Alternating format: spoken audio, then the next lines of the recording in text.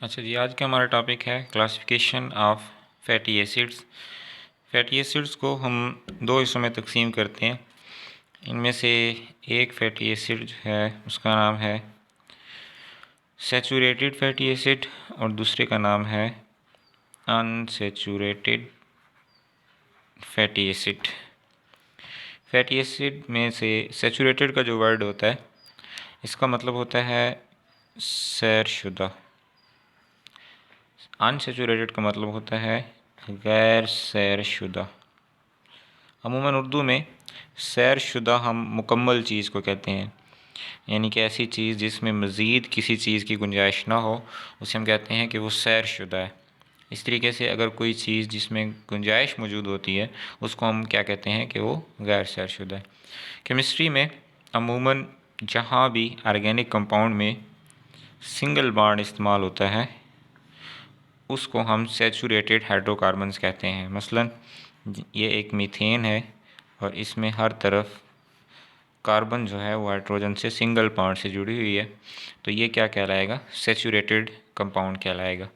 इस तरीके से केमिस्ट्री में अनसैचुरेटेड का मतलब होता है कि जहाँ पे आपके पास डबल बॉन्ड आ जाए या ट्रिपल बॉन्ड आ जाए, तो यानी कि इस तरीके से ये या इथाइन में CH आपके पास ये ट्रिपल बॉन्ड है और ये डबल बॉन्ड है, तो ये चीज़ें जहाँ पे डबल और ट्रिपल बॉन्ड आ जाए वो क्या होंगी? अनसैचुरेटेड। और जहाँ पे हमारे पास आ जाएगा सिंगल बॉन्ड तो वो क्या होगा? सैचुरेटेड। तो अब इस तरीके से हम देखते हैं कि सैचुरेटेड जो फैट्स हैं या फैटी एसिड्स हैं वो क्या होते हैं, और अनसैचुरेटेड जो फैटी एसिड्स हैं वो क्या होते हैं। तो इनमें सबसे पहले हम कहेंगे कि ऐसे फैट्स या ऐसे फैटी एसिड्स जिनमें सिंगल बॉन्ड हो, यानी कि डबल और ट्रिपल बॉन्ड ना हो, उनको हम क्या कहेंगे? Saturated fatty acids. अमूमन जो इनका सोर्स होता है, यानी इनका जो ज़रिया होता है, वो एनिमल्स होते हैं। जब भी आप मछली खाते हैं, गोश्त खाते हैं, दूध पीते हैं, तो उससे जो आपको फ़ैट्स मिलते हैं वो ज़्यादातर सैरशुदा फ़ैट्स होते हैं, यानी कि सैचुरेटेड फ़ैट्स होते हैं। मसलन आप इसकी मिसाल लें, चीज़ यानी मक्खन ले लें, ठीक है। इस तरीके से आइसक्रीम आप खा लें, या कोकोनट ऑयल हो गया, ठीक है, गरी का तेल। इस तरह की जो चीज़ें होती हैं, ये सारी की सारी चीज़ें जो हैं अमूमन यानी कि जानवरों से आपको हासिल होती हैं। पौधों में भी ये पाए जा सकते हैं, लेकिन ज़्यादातर जो इनका सोर्स है वो एनिमल्स हैं, ठीक है। आप इसकी एग्जांपल आपकी बुक पे जो लिखी हुई है वो है ब्यूटायरिक एसिड। ब्यूटारिक एसिड ये सैचुरेटेड फैट्स की एग्जांपल है। इसका फार्मूला है C3H7 और COOH, ठीक। इस तरीके से हम आ जाते हैं अनसैचुरेटेड फैटी एसिड के पास। तो अनसैचुरेटेड फैटी एसिड्स कौन होंगे? जिनमें सिंगल बॉन्ड नहीं होगा, यानी कि उनमें या तो डबल बॉन्ड होगा या उसमें क्या होगा? ट्रिपल बॉन्ड पाया जाएगा, ठीक है। अमूमन जो इनका सोर्स होता है, जो इनका ज़रिया होता है जहाँ से ये हासिल होते हैं, वो होते हैं प्लांट्स। ज़्यादातर ये प्लांट्स से हासिल होते हैं, ठीक है। इसी तरीके से इनकी और इनकी आपस में जो डिफरेंस है, यानी अगर देखने में फिज़िकली अगर आपको देख के अंदाज़ा लगाना पड़े कि ये कौन से हैं, तो अमूमन जो सैचुरेटेड फैट्स होते हैं ये ज़्यादातर कमरे में जब मौजूद होते हैं तो ये सॉलिड होते हैं, ये ठोस हालत में पाए जाते हैं, कमरे के दर्जा हरारत पर ठोस हालत में मौजूद होते हैं। और ये अमूमन लिक्विड हालत में मौजूद होते हैं। जैसे आप कह लें कि घी है, ठीक है, ये ठोस हालत में है, और जो ऑयल होता है वो लिक्विड फॉर्म में पाया जाता है। जो अनसैचुरेटेड फैटी एसिड्स होते हैं उसमें ज़्यादातर ऑलिव ऑयल, यानी आप कह लें कि जैतून का तेल हो गया, ठीक है।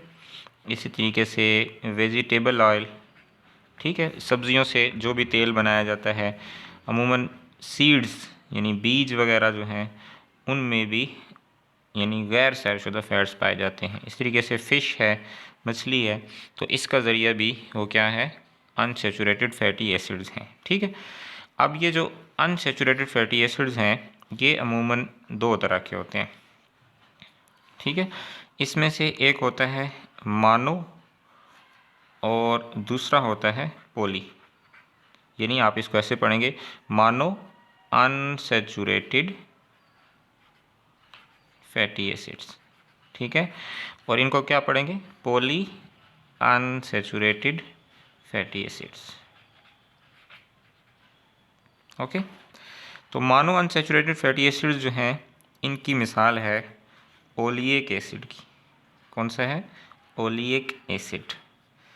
बुक में इसका आपके पास फार्मूला लिखा हुआ है C18H33 और COOH, लेकिन इसके फार्मूले को आप ऐसे भी लिख सकते हैं C18H34O2। ये दोनों एक ही चीज़ें, आप इनको काउंट कर लें तो ये एक ही बनते। अब ये ओलिक एसिड क्या करता है, ये अमूमन दिल को मज़बूत बनाता है। दिल को मज़बूत बनाने में इसका बड़ा किरदार है, ठीक है। दिल को मज़बूत करने में इसका अहम किरदार है। इस तरीके से ये कोलेस्ट्रॉल का जो लेवल होता है उसको भी कम करने में मदद करता है, ठीक है। अमूमन ये कहाँ से आता है, किधर से मिलता है, जो नट्स होते हैं, बादाम, अखरोट वगैरह, इन चीज़ों से आपको ये ज़्यादा हासिल होते हैं ओलिक एसिड वगैरह, ओके। इस तरीके से पॉली अनसैचुरेटेड एसिड जो हैं उसमें हमारे पास ये फार्मूला है, इसे आपने पढ़ना है एरेकीडोनिक एसिड। बुक में इसकी स्पेलिंग थोड़ी मिस्टेक है, उसको आप ठीक कर सकते हैं। इसके फार्मूले में C19H31 और COOH लिखा हुआ है। इसी फार्मूले को आप C20H38 और O2 लिख सकते हैं, ठीक है।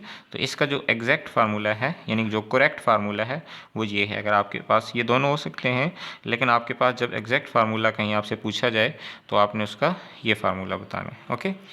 अमूमन ये एक्सरसाइज के दौरान ये काम आता है ज़्यादा, जो एरेकीडोनिक एसिड है, ठीक है। और ये पाया कहाँ जाता है, ज़्यादातर ब्रेन में, ठीक है, दिमाग में ये पाया जाता है। इस तरीके से लिवर में ये ज़्यादा पाया जाता है। चूँकि इसका सोर्स प्लांट्स होते हैं तो इसी वजह से ज़्यादातर प्लांट से आप यानी इनको हासिल कर सकते हैं, और बाज़ औक़ात ये एनिमल्स की बॉडीज़ के अंदर भी पाए जाते हैं, ठीक है। तो इस तरीके से हमारा ये एक लेक्चर मुकम्मल हुआ, क्लासिफिकेशन ऑफ फैटी एसिड्स। जहाँ पे आपको कोई कन्फ्यूजन है तो आप इसको एक दफ़ा दोबारा रिपीट करके चेक कर सकते हैं और बुक के साथ कंसल्ट करें। जहाँ पे किसी चीज़ की कन्फ्यूजन हो रही है तो क्वेश्चन आप व्हाट्सएप ग्रुप में रिपीट कर सकते हैं। थैंक यू, अल्लाह हाफ़िज़।